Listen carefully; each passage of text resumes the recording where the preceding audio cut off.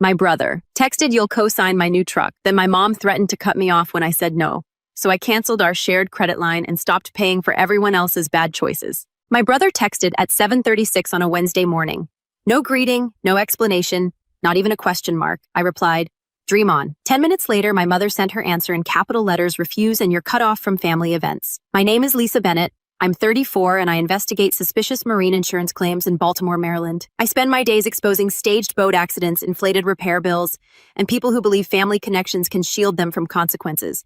Yet for years, I had ignored the same pattern inside my own family. My brother had already destroyed one financed car by racing through a flooded underpass, then blamed the engine, the city, and everyone except himself. My mother covered the deductible and called him unlucky. That was her word whenever he created a disaster someone else had to pay for. Now he wanted a luxury pickup costing more than my first house deposit, and he expected my credit to make it possible. They had forgotten one detail.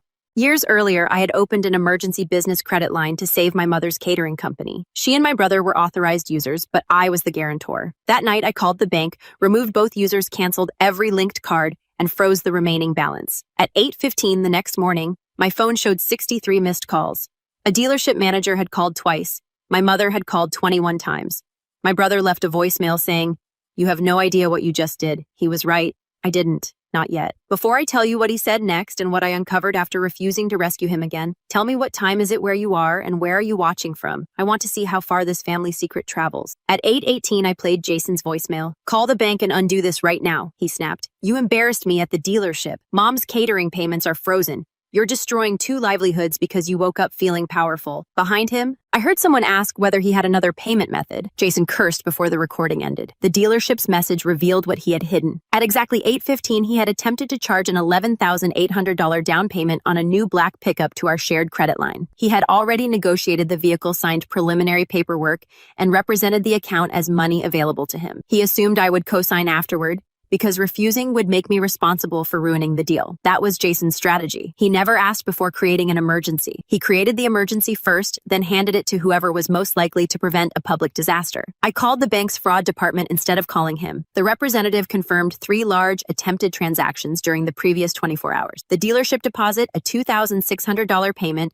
to a debt consolidation company, and a $1,950 transfer to an unfamiliar account. All had failed after the freeze. She advised me to review 18 months of statement. The answer was waiting in neat column. Jason had used the line for restaurants, fuel cash advances, personal debts, and sports betting deposits disguised through payment services. My mother made payments just large enough to avoid default. The balance had climbed above $34,000. Statements had gone to an old business email account she managed when I helped establish her catering company. I trusted her to alert me if anything changed. She alerted me only when the spending stopped. At 8:41, she called again. "Lisa, thank God. There's been a misunderstanding." "No," I said.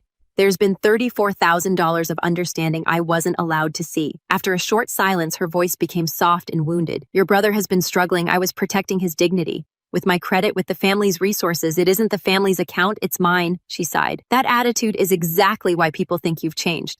The answer to which people arrived immediately. My aunt asked why I'd closed my mother's business. A cousin wanted to know why I had stranded Jason without transportation. Another relative said my mother was crying so hard she could barely speak. Within an hour, Linda Bennett had transformed unauthorized spending into a story about a successful daughter punishing her struggling family. She neglected to mention that her catering company had not used the line for legitimate expenses in nearly 2 years. She also admitted that Jason owned a working sedan. He simply considered it embarrassing because a coworker had bought a new truck. By noon, the family group chat contained 47 messages. Jason claimed I had become cold after receiving a promotion. My mother said my career made me suspicious of everyone. An uncle reminded me who had supported me before I became successful. I typed 3 responses and deleted all of them. Defending myself in that chat would only give them words to twist. Instead, I exported the statements, changed the old email password, and secured every record. At 1:20, my supervisor, Renee Walsh, called me into her office.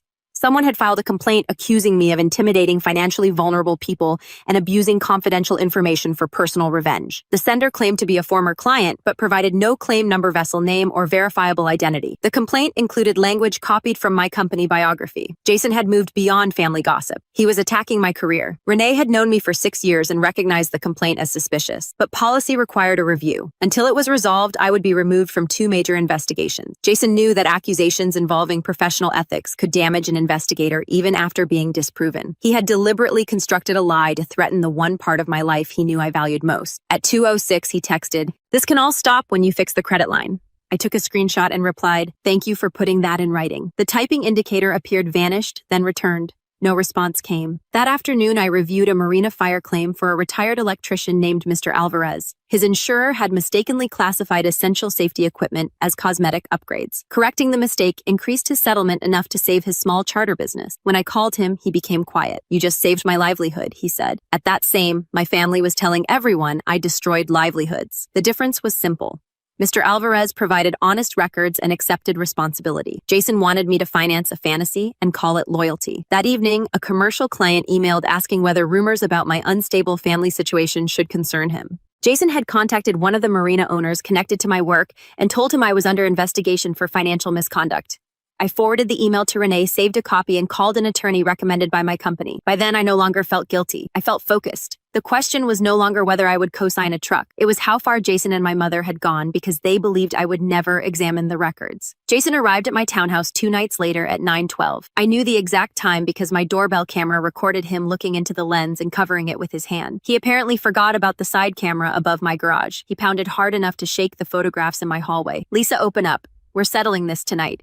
I answered through the door. "Leave the property. I'm not a stranger. I'm your brother. Then behave like one." He struck the door again. "Bah, Mom lost a catering contract because her card was declined. I'm about to lose my job because I don't have reliable transportation. You're pretending this is another investigation." It became an investigation when you used my credit without permission and filed a false complaint with my employer. He stopped pounding. "I don't know what you're talking about. You used the phrase financially vulnerable people in both your message to Mom and the complaint. You submitted it after visiting my company profile. You're paranoid. Then you won't mind explaining it to my attorney." For a moment, I thought he might leave. Instead, he kicked a ceramic flower pot into the railing, tore the house number plaque from the wall, and threw it onto the walkway. "Open the door.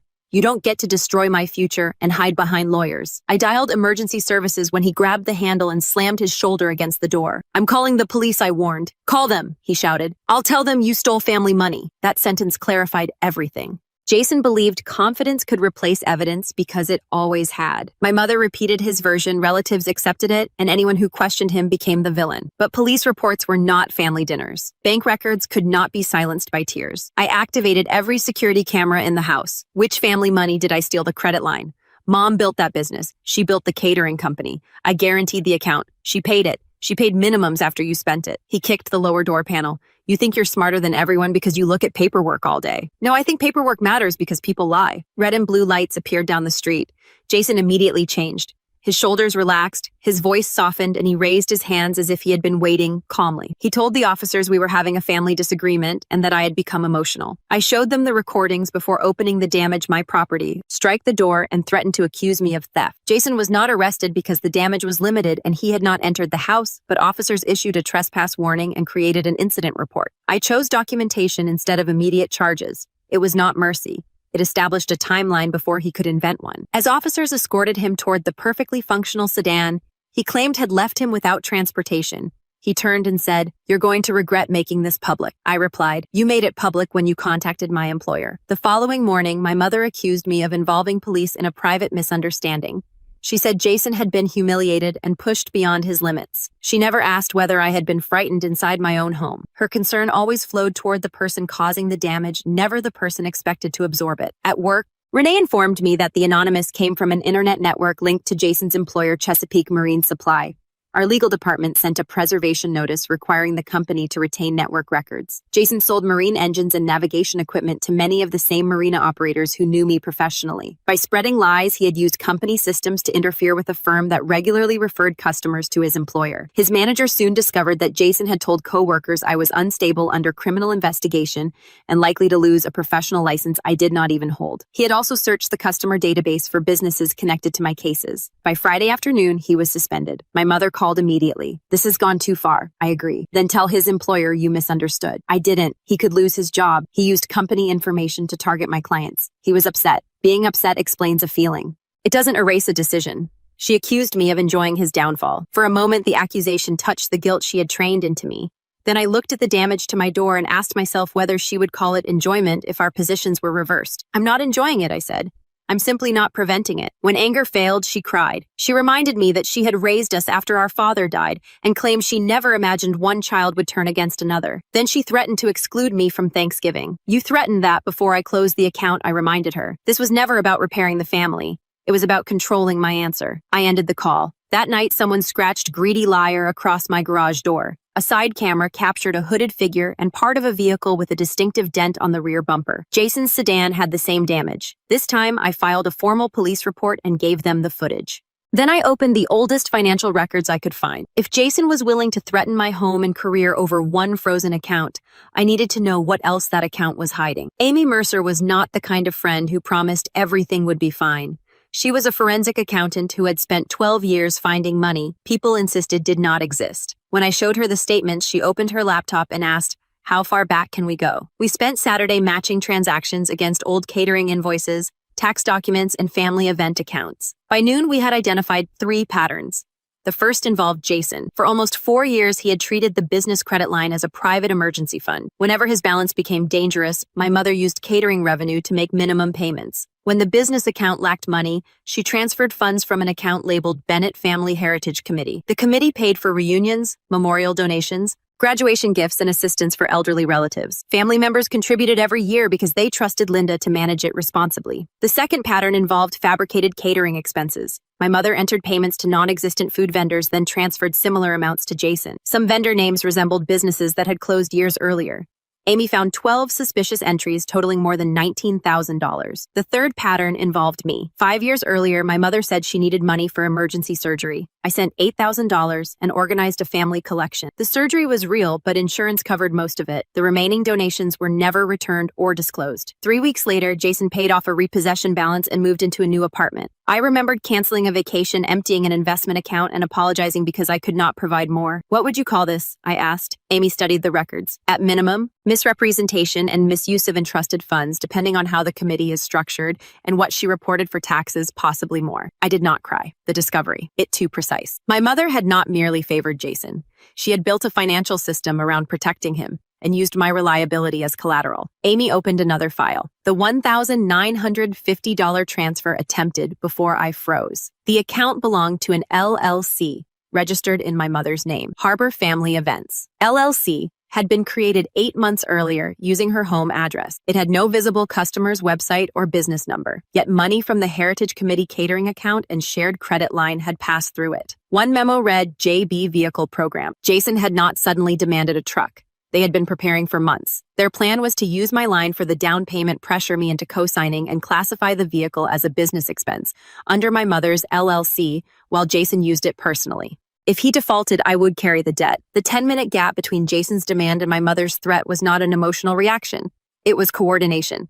"Why would they risk something so obvious?" I asked. "Because it worked before," Amy replied. "People become careless when they mistake someone's patience for permanent permission." We created a timeline showing each major transfer, false vendor, and payment linked to Jason's debts. I sent copies to my attorney and the bank investigator. My attorney advised me not to make public accusations until every record was verified, but told me to remove my name from all family accounts and demand a formal accounting of the Heritage Fund. Before leaving, I found a draft email my mother had never sent. It was addressed to several relatives. "Lisa has agreed to guarantee Jason's new work vehicle. This is her way of contributing after being unavailable for so many family responsibilities. She had announced my agreement before asking me. She claimed the truck would help transport supplies for family events. Although Jason had no business transportation role and his employer offered no vehicle allowance, his luxury was being disguised as everyone's benefit. That evening, my uncle called. My mother had scheduled a family accountability dinner for Sunday. She wanted me to explain why I had endangered her business and Jason's job. Nearly 30 relatives were expected, including people who had donated to the Heritage Fund.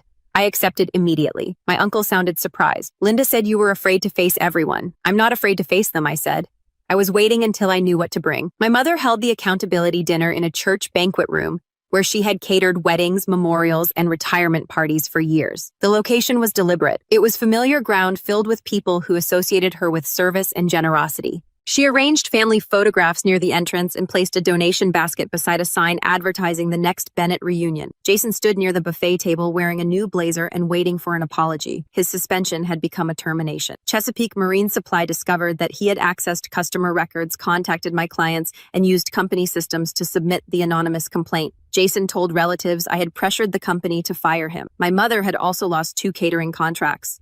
She claimed I destroyed her business, although she still had another bank account and business card. Both were simply near their limits. I arrived with a slim binder and a flash drive. Amy sat quietly in the back. My attorney had warned me not to turn the evening into an accusation. I would present verified facts, correct lies, and give committee members access to their records. What they did afterward was their decision. After dinner, my mother tapped her glass.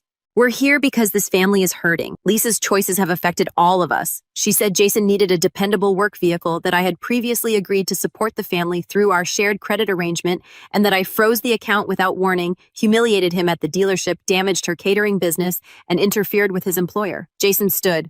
I'm not perfect, but I didn't deserve to lose my job because my sister wanted revenge. The word was useful. It made every consequence sound like something I had created. My mother invited me to explain myself. I carried the binder to the front. Who here knew the shared credit line was legally mine? No relatives raised their hands.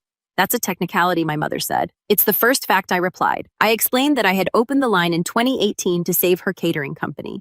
I was the guarantor. She and Jason were authorized users, and the agreement allowed only business purchases with disclosure of personal charges. I placed copies of the contract on the table. Over 18 months, more than $34,000 was spent or advanced. Most of it had nothing to do with catering. It included Jason's restaurants, betting deposits, debts, cash withdrawals, and personal expenses. Jason laughed. She's making personal spending sound criminal. I haven't called it criminal.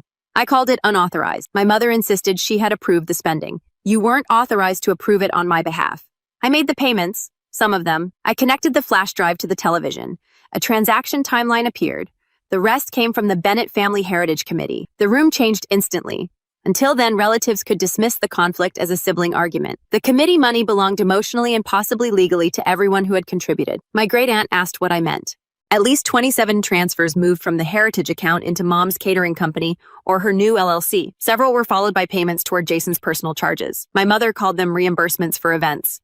I displayed 12 supposed vendors alongside registration results, showing that several did not exist or had closed years earlier. A forensic accountant reviewed these entries, I said. Anyone who contributed has the right to request a full accounting. My uncle asked directly, did you use memorial funds to pay Jason's debts? My mother's face hardened. I moved money where the family needed it. That isn't what I asked, he replied. Jason stepped forward. Everyone benefited from Mom's work. Lisa is acting like a prosecutor because she hates seeing anyone else receive help. I looked at him. You told the dealership I had agreed to co-sign.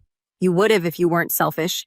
That's not an answer. You always help eventually. The admission settled over the room. He had not misunderstood my answer. He had assumed my refusal would not last. I displayed the dealership report showing the attempted $11,800 charge at 8:15, followed by my mother's draft email announcing I had agreed to guarantee the vehicle. She accused me of reading her private email. It was stored in the business account linked to the credit line I guarantee. I said you announced my consent before asking me. She turned to the relatives. I was trying to make something positive happen for my son. Is that a crime? My aunt stood. You told me the reunion fund was short because catering costs increased. You asked me for another $2,000. I planned to replace it. My mother answered. With what? She had no reply. Voices rose.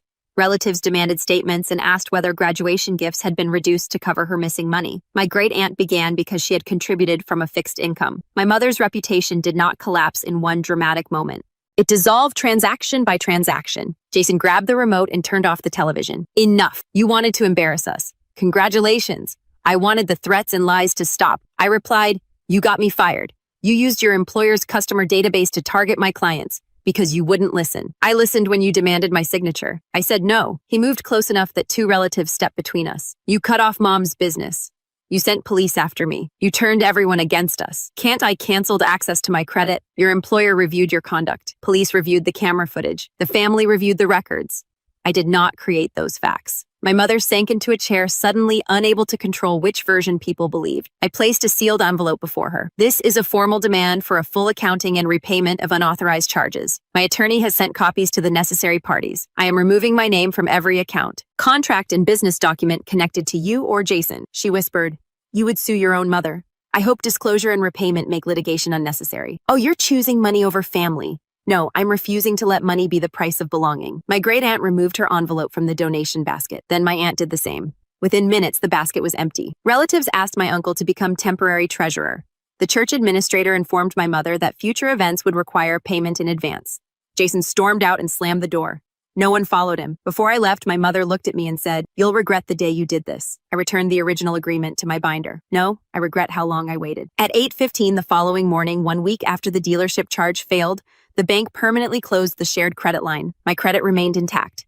Jason's truck agreement was canceled. My mother's accounts entered review, and the Heritage Committee froze all withdrawals. This time, my phone was almost silent. Consequences did not arrive as one satisfying explosion. They came through certified letters, canceled contracts, declined applications, and conversations no one could control through family loyalty. Jason remained unemployed for 4 months. Chesapeake Marine Supply documented his misuse of customer information, making it difficult for him to find another sales job in the regional boating industry. The dealership retained part of his personal reservation fee because he misrepresented his financing. He sold expensive electronics, left his apartment, and returned to our mother's house. The black pickup went to another buyer. My mother lost access to the church venue and 2 preferred vendors. The damage was not caused solely by the canceled credit line. During the accounting review, vendors found late invoices and conflicting payment records. Several clients requested their deposits back after discovering that event money had been mixed with unrelated accounts. The Heritage Committee appointed my uncle and 2 cousins as the administrators.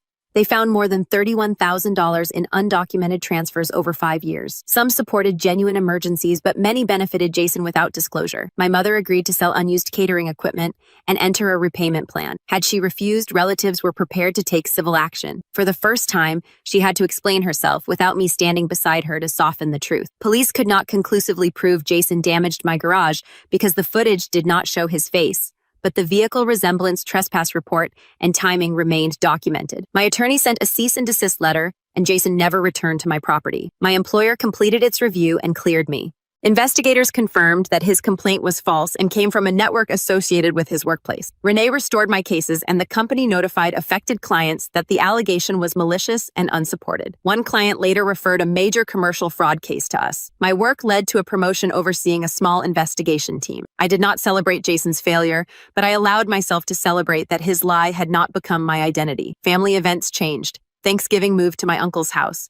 I was invited, but declined that year. Temporary distance was not punishment. I needed space from people who still treated truth as an unfortunate disruption instead of a necessary correction. Some relatives accused me of going too far. Others apologized for believing the first story they heard. I accepted apologies without pretending trust returned immediately. Anyone could regret being wrong after documents appeared. Trust required different behavior before the next crisis. 5 months after the dinner, Jason emailed me. The subject line read, "No excuses." He admitted filing the complaint, contacting my clients, and assuming I would eventually sign the loan. He wrote that he resented my financial stability while he felt left behind. Whenever I rescued him, he experienced relief followed by shame. Instead of confronting that shame, he blamed me. He did not ask for money or request that I contact his former employer. He said he had taken a warehouse job and entered a debt management program. His final line read, "I thought being your brother meant you couldn't let me fall. I understand now that I kept jumping because I believed you had to catch me." It was the first apology from him that named specific actions and did not contain the word "but." I waited a week before replying. "I acknowledge your apology. I am not ready to resume our previous relationship. There will be no shared accounts loans, employment interventions, or unannounced visits. Future contact depends on consistent behavior, not promises." He replied, "Understood." My mother took longer. For months, her messages concerned repayment records, tax documents, and committee questions. Shortly before my 35th birthday, she mailed a handwritten letter. She admitted she had confused protection with love. After my father died, she feared Jason would collapse if allowed to fail. Each time she covered a debt, invented an excuse, or pressured me to help, she told herself she was preserving the family. Instead, she divided us into roles. Jason created emergencies, she managed the story, and I paid the cost. She also admitted intentionally redirecting the surgery donations because she feared Jason would lose his apartment and job. Rather than tell the truth, she used her illness because she knew no one would question it. The letter ended, "I taught him that consequences were cruelty, and I taught you that love meant compliance. I harmed both of you differently." That sentence mattered more than tears. It showed she understood the system, not only the outcome. Still, I did not rush to forgive her. We met at a public cafe. She brought proof of 6 completed repayment installments and documents showing she had closed Harbor Family Events, LLC. "I'm not asking you to trust me today," she said. "I'm asking whether I can keep earning the chance." I explained the conditions. No financial requests, no relatives used as messengers, no threats involving holidays or funerals, no sharing private information, and no rewriting Jason's intimidation. If any condition was broken, contact would stop again. She nodded. "I understand. Do you understand? Or are you agreeing because you're afraid I'll leave both?" She answered, But fear is not your responsibility to fix. Over the next year, Jason kept his warehouse job, made debt payments, and eventually became a shift supervisor. He drove the same repaired sedan he had once called embarrassing. My mother rebuilt a smaller catering service using cash deposits and transparent bookkeeping overseen by an outside accountant. Their lives became less comfortable, but more honest. That was the true price they paid. Not merely lost jobs, money contracts, and reputation, but the loss of their belief that I would always protect them from themselves. A year after the credit line closed, I attended my first family gathering since the accountability dinner. It was held at my uncle's house, and there was no donation basket by the entrance. A printed committee report sat on a table for anyone who wanted to review it. Every expense from the previous 12 months had been documented. My mother arrived with 2 trays of food she had already paid to prepare. She did not organize the event or control the guest list. When relatives asked about her repayment plan, she answered without changing the subject. Jason arrived in his old sedan. He greeted me politely and did not force a private conversation. Later, while we cleared plates, he mentioned that he had saved enough to replace the transmission if it failed. That sounds responsible, I said. He gave an embarrassed smile. It sounds slower than having someone co-sign. Slower isn't always worse. No, he replied. Sometimes slower is the first time it's actually yours. We were not suddenly close. I did not erase the complaint threats or damage to my home, because he learned to make payments. Forgiveness did not mean restoring his previous access.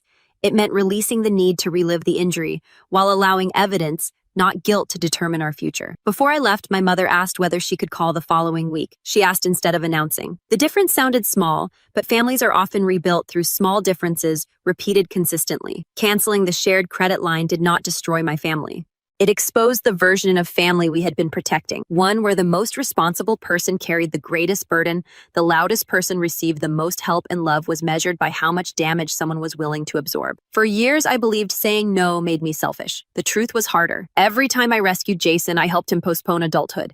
Every time I surrendered to my mother's threats, I taught her that fear worked. Enabling did not prevent the family from breaking. It allowed a broken pattern to continue without being named. Boundaries are not walls built to punish people. They are doors with conditions for entry. Respect the home, tell the truth, accept responsibility, and the door may remain open. Threaten, exploit, or manipulate, and the person inside has every right to close it. Temporary separation can also be an act of care. Distance gave Jason nowhere to direct his failures except toward his own choices.